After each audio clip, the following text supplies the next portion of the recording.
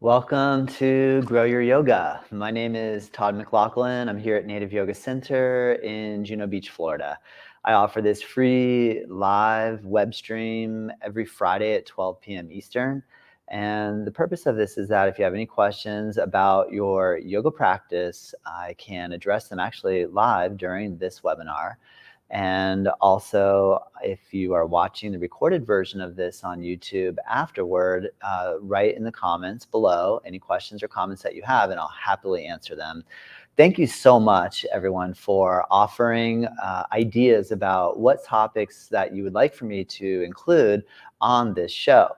And last week, I received two requests within a matter of a week that said, can you do a video about etiquette, yoga studio etiquette? So that is what I'm going to focus on here today. There's a lot of things that those of us that are in the yoga world and practicing regularly that we sometimes take for granted that maybe everybody knows. But the reality is that if you're new to yoga and or you're unsure of what sort of etiquette to employ when you come practice, I hope that this video will help answer some of those questions. What I did yesterday is I asked the students that came to the public classes, what etiquette issues do you think I need to address? And I came up, I had to actually filter down to the top 20, believe it or not, yes, 20 different etiquette ideas about what can maybe make our yoga practice and or experience practicing together more harmonious. Now, the main thing to focus on is that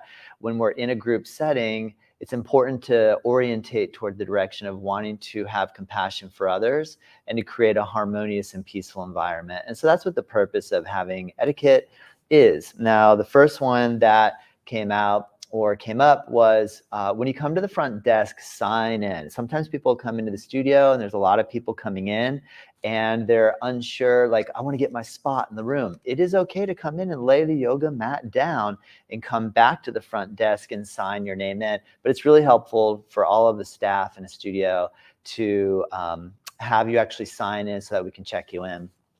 Number two, this one seems really obvious, but shoes off before entering into the yoga studio. And that's really important because we're all about cleanliness, and keeping a nice clean studio yoga floor is just great for everybody. So shoes at the front, we really appreciate that.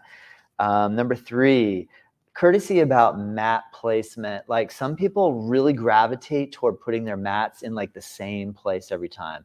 And if a class is busy and maybe that practitioner showed up a little bit late, they might want that same spot that they always have.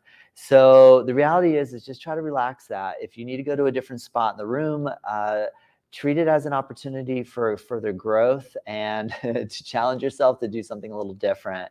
I've had people come out to the front and say, someone's in my spot, can you kick them out?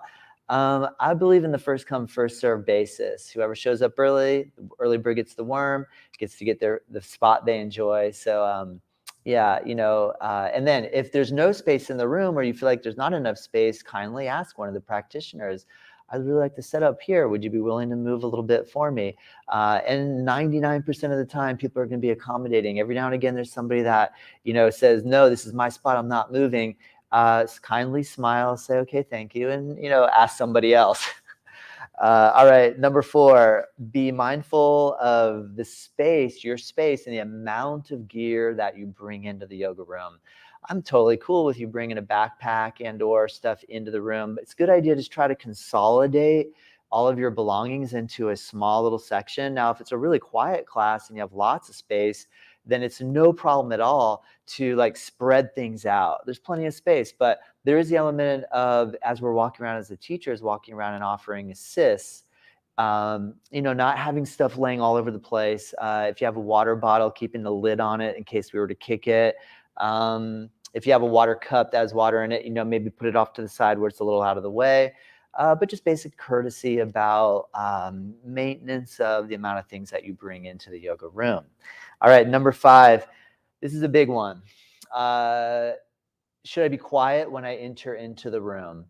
Now, generally speaking, people enjoy coming into yoga and like decompressing and de-stressing and having a nice quiet space. And so practicing silence upon entry into the yoga room, I recommend very highly. Like, now, I know some studios want to encourage community involvement and conversation prior to class. And therefore, I'm not saying that talking in the yoga room is like a big no-no. However, if you walk into the yoga room and you practice silence, that is usually generally appreciated. If there's somebody that you want to carry a conversation with, I think a great way to do that is say, hey, I really want to chat with you about something. Would you be willing to come outside with me? Exiting the room, having your conversation, and then coming back in. The other thing to think about, does everybody else in the room really need to hear or want to hear what it is that I'm talking about? A lot of the times, no. The answer is no. I mean, I hate to say that, but in honesty, generally I say come in silence. And if there's communication happening, join in the communication. If you're a communicator, try to make it easy for other people to join in if they wanted to. So basically just try to create a friendly environment. That's the main idea. Silence is golden though. All right, so number 6, cell phones turned off. Please, please, please, please, please. Turn off your cell phones. Please, please, please, please, please. We have cell phones 23 hours the rest of the day. For 1 hour, yoga studio time is like cherished to have quiet time. So if it happens, no big deal. But try to be aware of your cell phone off. All right, number 7, slamming the mat versus placing the mat. The other day, I guess someone came in and like, bam, slammed their mat down the floor, and it really agitated those that were laying and just chilling and meditating in the room before. So yeah, taking your mat, placing it on the floor. Be aware of how much noise and sound you're making in the process of setting up. It's okay if you drop your mat. It's okay if you accidentally make some sound. It's no big deal, no problem at all. But being unaware of sort of real strong, violent sound effects is a sign that maybe we could benefit by having gentle, like conscious awareness, awareness about the amount of sound that we make. All right, number 8, punctuality. Yes, try to be on time, show up early. We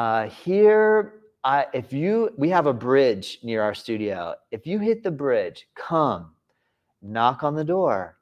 I will go out, I'll unlock the door, I'll open the door.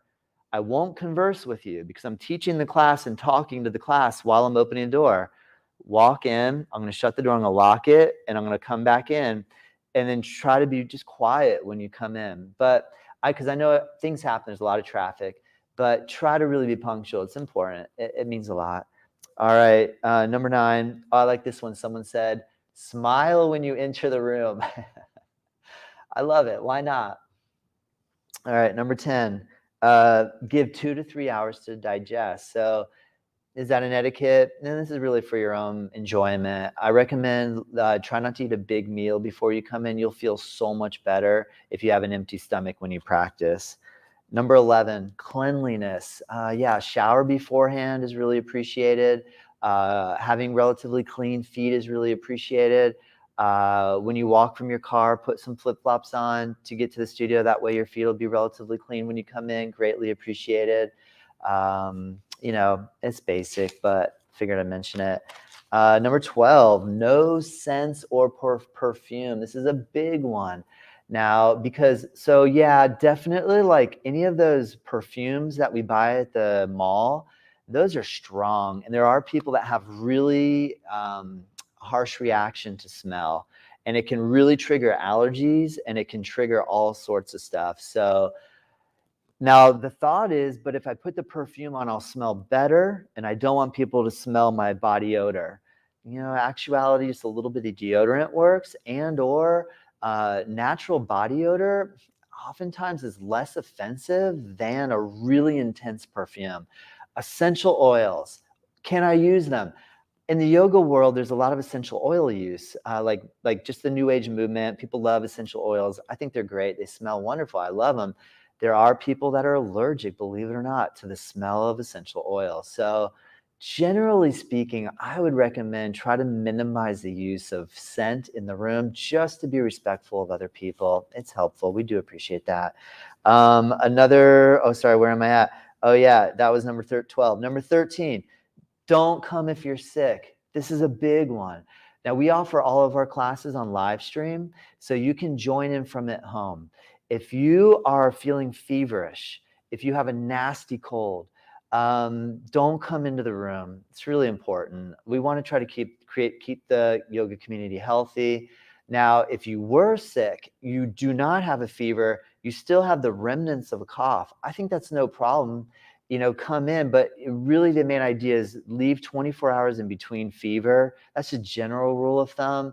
And if you know you're sick, do everyone a favor and practice from the live stream at home. Greatly appreciated. Thank you. All right, number 14, if you need to leave early, let the instructor know ahead of time and set up near the door. So I understand, like, if you can only get, say, 45 minutes of practice time in because you just love yoga and you got to get some yoga in, no problem. Let me know.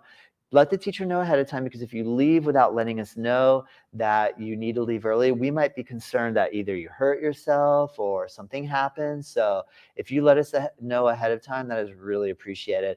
And then if you set up near the door, that serves as less distraction. Like if you're all the way at the front of the room and you have to pack up, everyone's going to see that. But if you set up near the back of the room and then, you exit quietly, that's greatly appreciated also. All right, number 15, this one got brought up by a student last night. She said, distracting clothing should be avoided. Now, this is a big topic of subject, and I don't want to go too far down this road, but there's this one idea, like you'll see different styles of yoga where everyone will wear white, or everybody will wear a certain color, or the ideas to like kind of cover up certain parts of the body so that you're not flaunting your masculinity or femininity. There's this idea of like just wearing basic clothing. Now, I know this is an interesting subject in our culture, but it's something to think about. All right, and then this one I thought was great. I had not thought of this when someone brought it up, but I have noticed this: don't touch the thermostat. That's a great one, because like there's like little battles that will go on in the yoga room in terms of it's too hot, it's too cold. And if you go over and you change the thermostat yourself to try to set the temperature of the room to suit what you would like, better to go address the teacher. Let the teacher know if you're either having a tough time with the temperature or what the temperature, too hot, too cold, and let us try to navigate keeping a happy medium for the overall total. And that's really appreciated as well. Number 17, loud grunting. Like, what type of sound effects are you making when you're practicing? A little a little sound here and there, no problem. But if you can be aware of the vocalization that you're making when you're practicing and just kind of minimize that, because if you kind of keep the whole time, it can be distracting for the rest of the group. So, if it's an accident or you do it once or twice, no big deal. Don't worry. I have a friend that would not even come to yoga because he was afraid he would pass gas during class. Like, don't worry about that. If something happens, that's totally normal and natural. But like excessive, maybe let that go. All right, number 18. I like this one. Someone threw out this one yesterday. Don't try to show off. That's a good one. Be aware of your energy. Like, what are you trying to do? Are we doing this for ourselves and for our own building of concentration, self-awareness, and self-observation, or are we doing it to try to impress other people in the room? Try to bring your awareness and attention to that. And that's an important one in the yoga room. All right, number 19, let the teacher do the teaching. This is a good one, because like maybe I'm a yoga teacher and I go into the yoga studio and the teacher's teaching class and I see somebody doing triangle pose and I think their arm should be over here versus over here. So I get up off my mat and I go over and I'm going to try to correct that other student that's practicing next to me. I'd say don't do that. I mean, I know it can be, your wishes can be good, like you have good intentions for the student. I totally get that. But try to respect the teacher doing the teaching and let go of trying to control the room so much and just be a student. I think that's an important one. All right. And then, we're coming at number 20. I had a whole bunch of comments. I tried to cipher it down to 20, but number 20, a quiet Shavasana exit. The way we typically end our classes here is we give you the opportunity to stay in Shavasana as long as you would like. If at the end of class, if when the class is over, if you're like, I gotta go, then roll your mat up quietly, lift your mat, gather your belongings, and just gently walk toward the door. And when you close the door, just close it quietly. Refrain from engaging in conversation in the room, exit, and let everybody in the room just like go into like enjoy their Shavasana. And that's the general etiquette in the yoga room. Now, I'm so curious, did I miss anything? Out of my 20 different etiquette ideas, did I miss anything? The other thing that I'd like to bring up is that, and if you have any questions or comments here during the live, please feel free to go ahead and ask, type into the comment box, whether you're joining on Facebook, Twitter, Twitch, YouTube. Go ahead and just leave a comment. I really appreciate it because give me some feedback. It's great. The other element when it comes to etiquette that's worth being aware of is that if something triggers me, part of the yoga practice is the ability to rise mind above the matter. And so, for example, if, say I come in and there's a perfume smell that's really aggravating me, maybe what I'll do is I'll quietly lift my mat and I'll move to a different part of the room.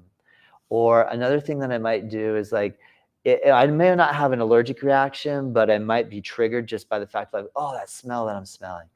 The idea is to just try to relax and see if you can relax the aversion.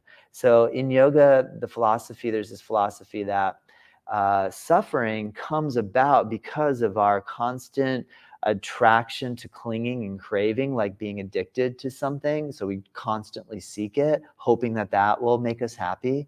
Or the opposite effect is to be in an aversion of something, like the things that I don't like, let me avoid it. And if we're in constant avoidance, we sometimes aren't able to enjoy life. So there's this idea that if something causes to trigger us, that if we can pull back and just observe what type of sensation comes up because of that trigger, and then just let it pass, that a lot of yoga etiquette, in my opinion, is taking the responsibility for ourselves and to do the best we can to just let it pass.